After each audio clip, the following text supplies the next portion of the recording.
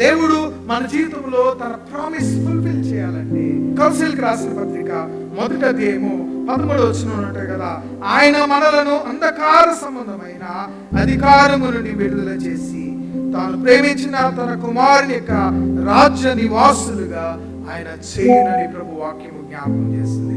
ఈ దినము నీవు నేను క్రీస్తు ప్రభువాకి ఇచ్చిన దేవుడు నా జీవితములో వాగ్దానములను నెరవేర్చాలేనంటే నీవు నేను దేవుని విషయంలో ఎలాంటి కార్యాలు కలిగినటువంటి వారముగా ఉండాలి.